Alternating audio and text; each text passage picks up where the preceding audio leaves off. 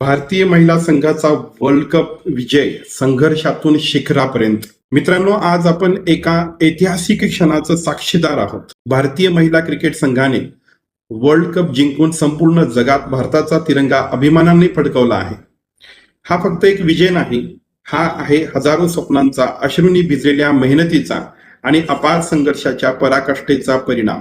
महिला क्रिकेटला आज जसं मान सन्मान मिळतोय तसं नेहमी मिळालं नाही. एक काळ असा होता की संघासाठी सुविधा नव्हत्या, योग्य मैदान नव्हतं, प्रॅक्टिससाठी पैसे नव्हते, कधी कधी कुटुंबाच्या विरोधालाही सामोरं जावं लागलं होतं खेळाडूंना.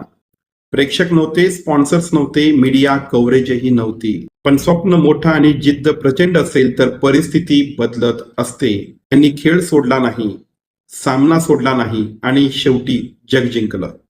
आज या मुलींनी सिद्ध केलं की टॅलेंट जेंडर पाहून येत नाही, ते मेहनत, घाम आणि कष्ट पाहून चमकतं. आज त्या फक्त महिला खेळाडू नाहीत, त्या भारताच्या शूरवीर योद्ध्या आहेत. आपण त्यांच्याकडून काय शिकलो? स्वप्न मोठं ठेवा. कोणी हसेल, कोणी थांबवेल, पण तुम्ही थांबू नका. शिस्त आणि सातत्य यामुळे यश मिळतं. रोजची प्रॅक्टिस, रोजचा संघर्षच एक दिवस ट्रॉफीत बदलतो. तुमचे प्रयत्नच तुमचा आवाज बनतात.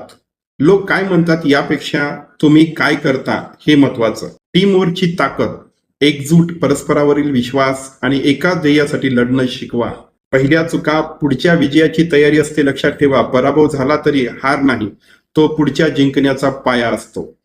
मुलींनो आणि मुलांनो, या संघाने देशाला दाखवून दिलं की काहीही अशक्य नाही.